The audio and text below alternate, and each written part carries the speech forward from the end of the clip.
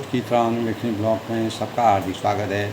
सबके मंगल व उसकी कामना के साथ आज प्रेरणादायक विचारों में दोस्तों मानव जीवन में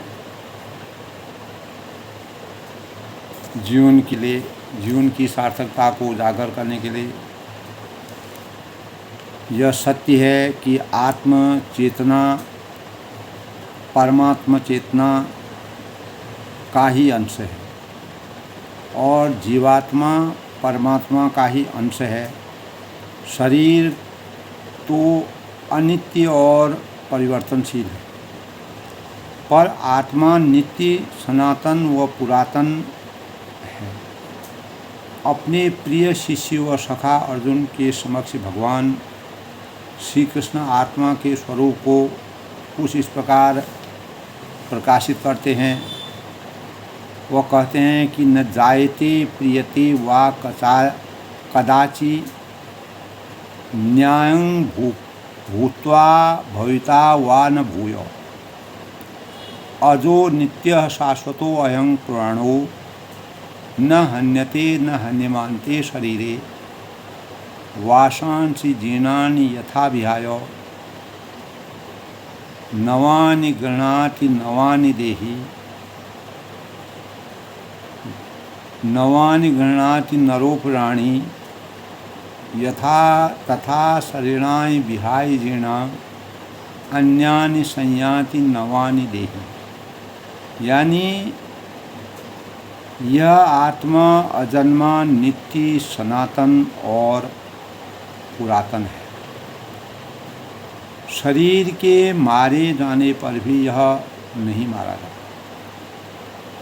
जैसे मनुष्य पुराने वस्तुओं को त्याग कर वासांसि जीवाणि यथा विहाय नवानि गृह्णाति नरोपराणि, जैसे मनुष्य पुराने वस्तुओं को त्याग कर नए वस्तुओं को धारण करता है, ग्रहण करता है, वैसे ही जीवात्मा जो है वह पुराने शरीरों को त्याग कर दूसरे नए शरीरों को प्राप्त करने की सृष्टि की जो परमात्मा द्वारा निर्दिष्ट सृष्टि के कर्ता के भावों का वर्णन है। तो कठोर उपनिषदों के प्रस्तुत श्लोक में दोस्तों यमदेव नचिकेता की सच्ची श्रद्धा निष्ठा और जिज्ञासा को देखते हुए उसके समक्ष आत्मा के स्वरूप का निरूपण करते हुए कुछ ऐसा कहते हैं कि न जायते प्रियते वा विपश्चि न्यायं कुतश्चिन्न बभूव कश्चन अजो नित्य शाश्वतो अहं पुराणो न हन्यते न हन्यमाने शरीरे हन्ता चेन्नमते हन्तुम हतश्च मेन्यते हतम् उभी तो न विजानीतो नायाम हन्ति न हन्यते। यानी यह आत्मा न तो जन्मता है न मरता है ही है, और न तो यह स्वयं से हुआ है और न इससे कोई भी हुआ है। अर्थात न तो किसी का कार्य है और न कारण ही है। तो यह अजन्मा नित्य शाश्वत और पुरातन है और शरीर के नाश किए जाने पर भी इसका नाश नहीं किया जाता। तो यदि कोई मारने वाला व्यक्ति स्वयं को मारने में समर्थ मानता है, यदि कोई मारा जाने का वाला व्यक्ति अपने को मारा गया समझता है, तो वे दोनों ही आत्मा के स्वरूप को नहीं जानते, क्योंकि यह आत्मा न तो किसी का मारता है, किसी को मारता है और न मारा ही जाता। इस प्रकार दोस्तों हम देखते हैं कि विभिन्न शास्त्रों में आत्मा के स्वरूप का वर्णन है और यह आत्मा इन विविध विशेषताओं के आलोक में हमारे मन में कुछ सवाल पैदा कर देते हैं। क्योंकि जैसे ही यदि हम आत्मा अभिकारी है, तो आत्मा को धारण करने वाले जीव में काम, क्रोध, मद, दंभ, दुर्भाव, द्वेष, कपट आदि विकार क्यों और कैसे उठते हैं, पैदा होते हैं।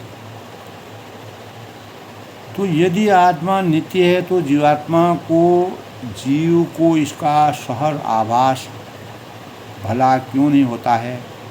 यदि आत्मा मुक्त है, जीवन मरण से मुक्त है, तो फिर जीव को जीवात्मा को मृत्यु का भय क्यों नहीं सताता है। यदि आत्मा अमल है, निर्मल है, फिर जीव में सारे विचार क्यों और कैसे आते हैं। यदि आत्मा ब्रह्म का अंश है तो जीव को इसकी अनुभूति क्यों नहीं होती है। यदि जीव ईश्वर अंश है तो सुख की राशि है, तो फिर जीवन भर जीवन यानी नानाविध दुखों और अनेक प्रकार के चक्रों से क्यों घिरा रहता है। ऐसे अनेक सवाल, प्रश्न, विचार हमारे अंतःकरण में सहज ही उठते हैं। स्वाभाविक भी है, क्योंकि दोस्तों विचारी है, इनमें कोई संदेह नहीं है कि आत्मा मुक्त, नित्य और शाश्वत है। जैसे सूर्य की हर किरणों में सूर्य का गुण है, सागर की हर बूंद में सागर है, वैसे ही ईश्वर का अंश होने के कारण जीव में ईश्वर का अंश प्रतीत होता है और विद्यमान भी है, ईश्वर का गुण है। अस्तु जीवात्मा भी, जीव भी ब्रह्म की तरह अविनाशी है, नित्य है, मुक्त है। ब्रह्म की तरह जीव भी अमल है, यानी मल या विकार रहित है। तो दोस्तों जीव जब ब्रह्म से उसके अंश के रूप में धरती पर आता है तो वह अपने मूल की तरह ही अविकारी और विकार रहित होता है। जिस तरह पानी का बूंद जब अपने मूल स्रोत बादल से अलग होता है तो वह पूरी तरह शुद्ध होता है, और जैसे ही पारदर्शी होता है उसके आर पार दिखाई देता है और वह धरती से स्पर्श पाते ही मटमैला हो जाता है।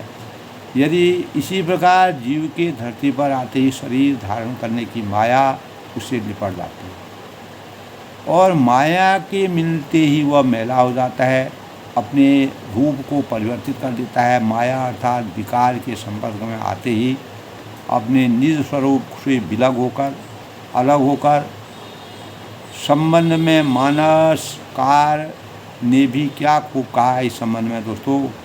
भूमि परद भा ढाबर पानी, जन जीव ही माया लगता है। बारिश की बूंदें पृथ्वी पर गिरते ही मैली हो जाती हैं, मानो शुद्ध जीव माया से लिपट कर मैला हो जाए।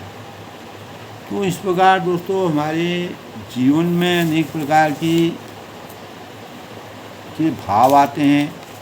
इसी अनुक्रम में हमारे जीवन में साधन चतुष्टाय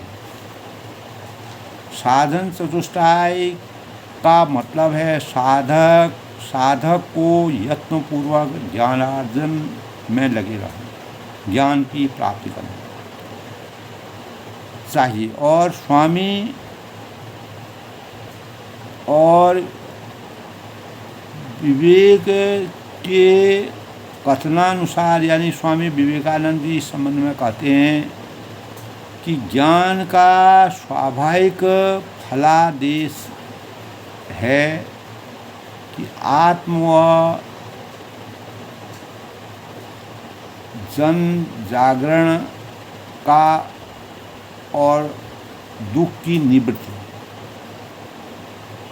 यानी साधन शब्द का अर्थ है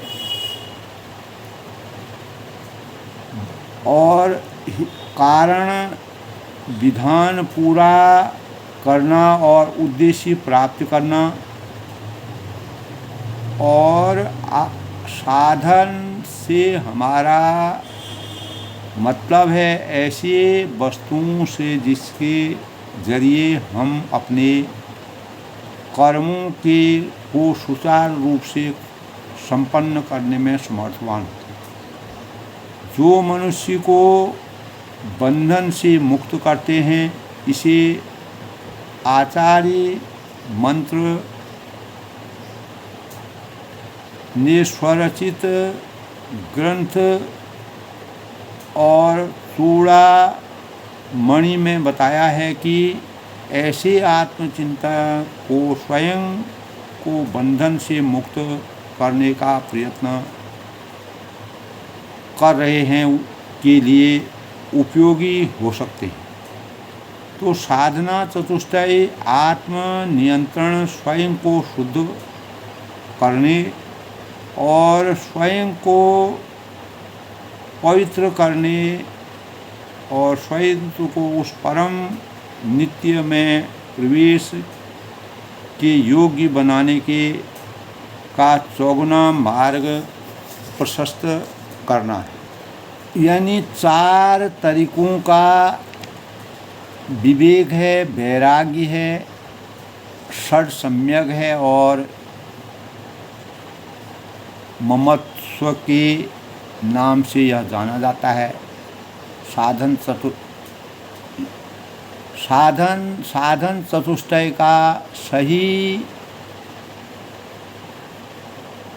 क्रम क्या है दोस्तों? शांति है, मन की शांति है या संतोष और प्रशिक्षण, इंद्रियों का प्रशिक्षण, वापसी, दुनिया से दूर हटना और सहनशीलता व सहिष्णुता। 4 साधन हैं: वैराग्य, विवेक, षड स्मृति और मुमुक्षा। तो चतुष्टवा का है 4 का समूह, यानी जीवन के 4 लक्ष्य। सबसे बड़ी साधना जीवन में अरिणा अष्ट सिद्धि में सबसे प्रसिद्ध सिद्धि अणिमा, जिसका अर्थ है अपने देही को एक अणु के समान सूक्ष्म करने की शक्ति को पैदा करना। और साधना कब अपने मार्ग को, यानी कार्तिक है, आश्विन है, वैशाख मास है और फाल्गुन एवं श्रवण माह में उत्तम कार्य साधना मानी जाती है। साधना के 3 अवयव हमारे जीवन में होते हैं दोस्तों। एक तत्व की दृढ़ भावना, मन की शक्ति और प्राणों के स्पंदन का निरोध। पुरुषार्थ चतुष्टय प्राय मनुष्य के लिए 4 पुरुषार्थ का नाम धर्म, अर्थ, काम, मोक्ष, इनको पुरुषार्थ चतुष्टय भी कहा जाता है। साधना चतुष्टय में दोस्तों नित्य तथा अनित्य वस्तु का विवेक, इहलौकिक और पारलौकिक फलों के भोग का विराम तथा अनासक्ति, हमारी 6 संपत्ति तथा मोक्षी की प्राणी की मोक्ष की कामना। तो यह चतुष्टय यानी साधना चतुष्टय के मूल स्वरूप हैं। तो इसी प्रकार दोस्तों ईश्वर अंश जीव अविनाशी, चेतन अमल सहज सुख राशि, सो माया बस भयों गुसाई, बंध्यो की तो मरकट की नाई। जड़ चेतन ग्रंथ परि गई, जदि मसा छूटत कठिनाई, तव ते जीव भयऊ संसारी, छूट न ग्रंथ न होई सुखारी। श्रुति पुराण बहु कयो उपाई, छूट न अधिक अधिक उलझाई, जीव हृदय तम मोह विशेषी, ग्रंथ छूट किमें परै नहीं।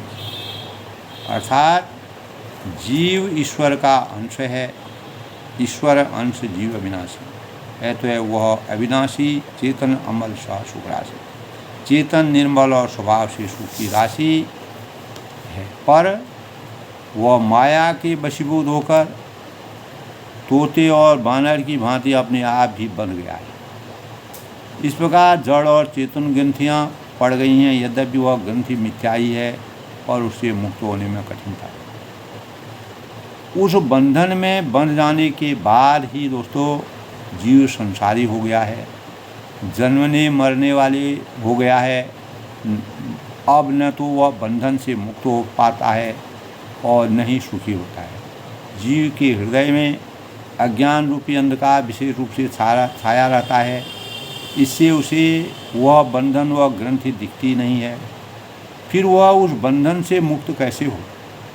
हाँ, जब कभी ईश्वर ऐसा संयोग उपस्थित कर देते हैं और ऐसा समय काल प्रवेश आता है, तब वह ग्रंथि, वह बंधन कदाचित टूट पाता है, जिसके परिणाम स्वरूप वेद पुराणों ने भी उसमें मुक्त होने के कई उपाय हमारे जीवन में चरितार्थ किए हैं, वेदों के शास्त्रों के माध्यम से। इस संबंध में आचार्य शंकर ने भी दोस्तों अपनी सारगर्भी बातें मैंने एक पुस्तक में पढ़ा था, माया कार्य सर्व महदादि देह पर्यंतम असदिद मनात्माकं त्वं विद्यं मरुमरीचिका कल्पम। विवेक चूड़ामणि में यह कहा गया है कि दोस्तों, अर्थात माया और महत तत्व से लेकर देह पर्यंत माया के संपूर्ण कार्यों को तू मरीचिका, यानी जिस प्रकार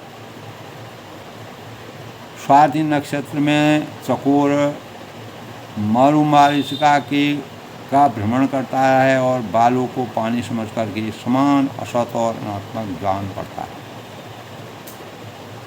जैन दर्शन का भी दोस्तों यही मत है, जीव में स्वभावतः ही अनंत ज्ञान है, अनंत दर्शन है और अनंत शक्ति है और अनंत आनंद है। तो पूर्णतया निहित है, परंतु बंधन की अवस्था में ये सारी पूर्णता ओझल हो जाती है, विलुप्त हो जाती है, अप्रकट हो जाती है, दृष्टिहीन हो जाती है। जैसे मेघ सूर्य के प्रकाश और को ढक लेता है, उसी प्रकार बंधन की आत्मा के स्वाभाविक गुणों को ढक लेता है। बंधन रूपी अवरोध जो हमारे जीवन में आते हैं, तो हमारे स्वाभाविक गुणों को ढक लेता है और अज्ञान के बंधन से बंधने की जीव में क्रोध है, मान है, लोभ है और माया आदि वासनाएं निवास करने।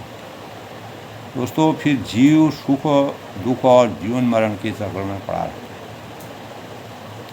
तो इस संबंध में अनेक प्रकार के ऋषियों ने कहा है कि जीव के उसके मूल स्वरूप में प्रकट न होने में मुख्य कारण उसमें निर्मलता का अभाव, पवित्रता का अभाव, शुद्धता का अभाव, माया विद्या का या अज्ञान अब इसी के नाम से है, इसी के कारण वह अपने मूल स्वरूप को पहचानने में असमर्थ है। तो गंदे जल में सूर्य का प्रतिबिंब नहीं दिखाई देता है और दर्पण मैला हो जाओ, मुखाकृति साफ नहीं दिखती है। तो इस संबंध में दोस्तों कहा गया है कि जीव के उसके मूल स्वरूप में प्रकट होने में मुख्य कारण उसमें निर्मलता या पवित्रता का अभाव है और माया अविद्या का अज्ञान है। इस सब के नाम हैं, ये सबके नाम हैं। इसी के कारण वह अपने मूल स्वरूप को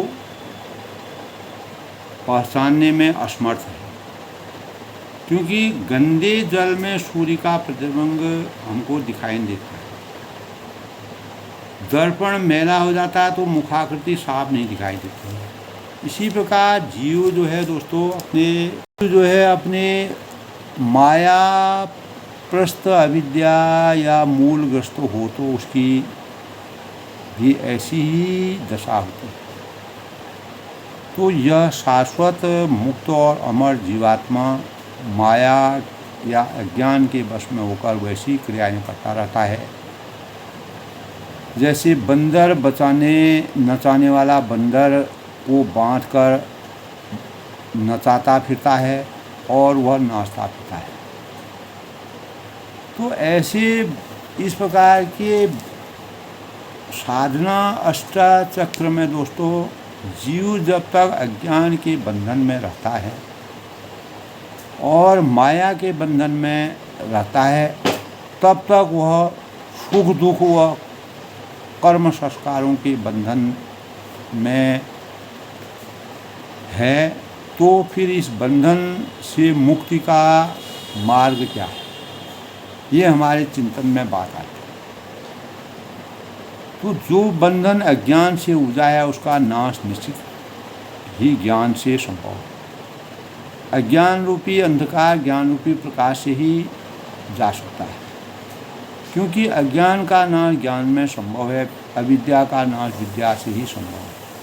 इस अविद्या और अज्ञान व माया के बंधन से मुक्ति हेतु विविध शास्त्रों में योगियों ने, प्रबुद्ध लोगों ने विविध मार्ग बताए हैं। आचार्य शंकर ने इस हेतु कहा है कि साधन चतुष्टाय का प्रतिपादन जो मानव जीवन के लिए क्या है, तो प्रथम है नित्यानित्य वस्तु विवेक, अर्थात साधक को नित्य और अनित्य वस्तुओं में भेद करने का विवेक होना चाहिए। अगर ये भेद करने में उसमें विवेक नहीं होगा तो द्वितीय साधन है इहा मूत्र फल भोग। विराग अर्थात साधन को लौकिक और पारलौकिक भागों की कामना का परित्याग करना चाहिए। तीसरा साधन है समद मादि, साधन संपत्ति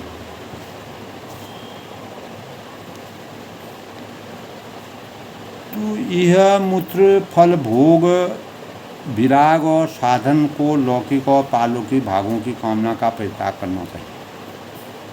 तो तीसरा साधन दोस्तों समद आदि मैंने बताया कि संपत्ति साधक को मन संयम, इंद्रिय संयम और अभ्यास करना चाहिए। शास्त्रों के प्रति श्रद्धा होनी चाहिए, शास्त्रों का स्वाध्याय करना चाहिए।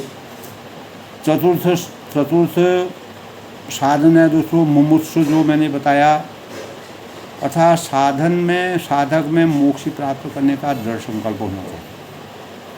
जो साधक इन चार साधनों से युक्त होता है उसे किसी ऐसे सद्गुरु के चरणों में शरण लेनी चाहिए जिन्हें ब्रह्म ज्ञान की अनुभूति हो चुकी हो। गुरु के साथ साधक को श्रवण, मनन और निधिध्यासन की प्रणाली का सहारा लेना पड़ता है। गुरु के उपदेशों को सुनने का श्रवण कहा जाता है। उन्हें उपदेशों पर तार्किक दृष्टि से विचार करने का मनन करना चाहिए। सत्य पर निरंतर ध्यान रखना निधिध्यासन है। तो इस प्रक्रिया से गुजरने के बाद साधक के पूर्व संचित संस्कार नष्ट हो जाते हैं, जिससे ब्रह्म की सत्यता में उसे अटल विश्वास हो जाता है। तब माया अज्ञान के बंधन से मुक्त होते ही उसे अपने वास्तविक सच्चित और आनंद स्वरूप का बोध होता है। तो वह ब्रह्म साक्षात्कार कर लेता है और फिर वह स्वयं को कह डालता है कि अहम ब्रह्मास्मि। तो हमारे चिंतन में दोस्तों अंतर्ध्वनि उत्पन्न होती है, उसके चित्त में अनवरत घूमने लगते हैं। फिर वह पल पल ब्रह्मानुभूति करता हुआ ब्रह्मानंद में ही मस्त और अलमस्त हो जाता है, पूरा विराजमान हो जाता है। यही प्रकार दोस्तों कहा है सोहम अस्मि इति वृत्तिं अखंडा, और दीपं शिखा सोय परम प्रचंडा, आत्म अनुभव सुख प्रकाशा, तव भव मूल भेद भ्रमनाशा, प्रबल अविद्या कर परिवारा, मोह आदि तब मिटय अपारा, तब सोई बुद्धि पाई उजियारा, उर गह उठी ग्रंथ निर्वारा। अर्थात स्वयं सी वह ब्रह्म में हूँ, वह जो अखंड वृत्ति है वही उस ज्ञान दीपक की परम प्रचंड दीपशिखा फैलाता है। तो दोस्तों जब संसार के मूल भेद रूपी भ्रम का नाश हो जाता है और महान बलवती अविद्या के परिवार मोह आदि का अपार अंधकार संपूर्ण रूप से मिट जाता है, तब वही विज्ञान रूपिणी बुद्धि या आत्म अनुभव रूपी प्रकाश को पाकर हृदय रूपी घर में बैठकर उस जड़ चेतन की गांठ को खोलने का कार्य करता है। तो दोस्तों एक छोटे से बीज में एक विशाल वृक्ष जिस प्रकार समाया रहता है, वह छोटा सा बीज ही एक विशाल वृक्ष को धारण किए रहता है। उस छोटे से बीज में वह विराट वृक्ष तभी प्रकट होता है जब वह बीज को अनुकूल जमीन और भूमि में बोया जाता है, रखा जाता है। अनुकूल जलवायु पाते ही वही बीज अंकुरित होता है और देखते ही देखते वह विशाल वृक्ष के रूप में खड़ा हो जाता है, तो प्रकट हो जाता है। उसी प्रकार हर जीव में ब्रह्म का बीज है और ब्रह्म का अंश, और जप तप योग ध्यान आदि की उर्वर भूमि अनुकूल जलवायु पाते ही वही जीव नर से नारायण और मानव से माधव बनने के उच्चतम शिखर तक पहुँच जाता है। तो उस शिखर को पाकर ही, छूकर ही जीव को शाश्वत सुख की अनुभूति होती है। ब्रह्म को पाकर ही जीव को ब्रह्मानंद की अनुभूति होती है। और ब्रह्म को वेदों में रसोवे सह कहा गया है। रसोवे सह यानी कहा है कि अर्थात ईश्वर या ब्रह्म रस यानी आनंद का स्वरूप। ईश्वर सुख का सागर है और इस सुख के सागर से हमारी उत्पत्ति हुई है, हमारी रचना हुई है। जिस वस्तु की जहाँ से उत्पत्ति होगी उसे पाकर, उसे मिलकर यानी होती है, उसे पाकर उससे मिलकर, उस उद्गम स्थल को पाकर छूकर मिलकर उसे अपार सुख का अनुभव होता है। जब अपनी गौरवमयी धरती से दूर हो जाते हैं, जब हम अपनी धरती का एहसास करते हैं, अपनी धरती में आते हैं, तो हमें परम परमात्मा की जैसी प्राप्ति होने लगती है। तो दीपक को की लौ में जो अग्नि है वह प्रकाश है और वह सूरज का ही अंश है।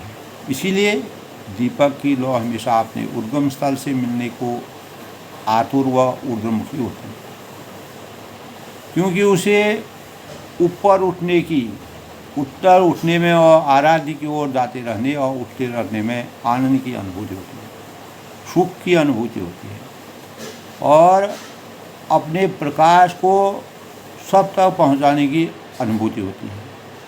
तो जल को उत्पत्ति सागर, जिस प्रकार जल की उत्पत्ति सागर से होती है, इसीलिए नदियाँ स्वभावतः समुद्र की ओर दौड़ती भागती दिख पड़ती है, क्योंकि जल की हर बूंद अपने उद्गम और अपने असाध्य की ओर दौड़ने भागते हुए उसमें तिरोहित होते हुए ही आनंदित रहती है।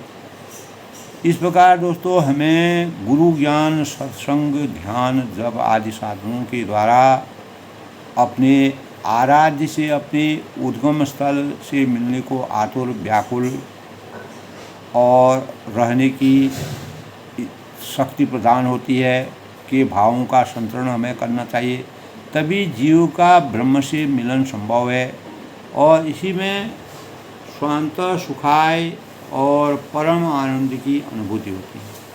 तो चतुर्थ साधन में दोस्तों हम अपने जीवन में साधन चतुष्टय में दोस्तों जो भी प्रथम 4 प्रकार की चीज़ों का समन्वय है, जो इस प्रकार है। प्रथम है नित्यानित्य, द्वितीय है इहा मूत्र फल भोग और तृतीय है दोस्तों समदमादि साधन और चौथा है दोस्तों मुमुक्षुत्व, यानी साधन में, साधक में मोक्ष प्राप्त करने का दृढ़ संकल्प होना चाहिए। जब हमारे अंतःकरण में नित्यानंद वस्तु विवेक अर्थात साधक को चित्त और अचित्त वस्तुओं में भेद करने का विवेक हो, यह मूत्र भोग यानी विराग और साधक को लौकिक और पारलौकिक भावों की कामना का परित्याग करना हो। तीसरा समदमादि साधन संपत्ति, साधक को मन संयम, इंद्रिय संयम आदि का अभ्यास करना हो। शास्त्रों के प्रति श्रद्धा होनी चाहिए अर्थात शास्त्रों का स्वाध्याय करना चाहिए। और मूर्छत्व में साधन में मोक्ष प्राप्त करने का दृढ़ संकल्प होना चाहिए, तभी हम अपने चतुष्टय का वास्तविक ज्ञान प्राप्त कर सकते हैं।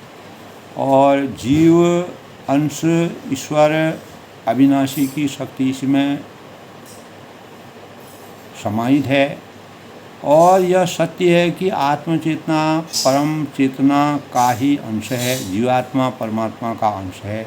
शरीर को अनित्य और परिवर्तनशील है। आत्मा नित्य, सनातन और पुरातन।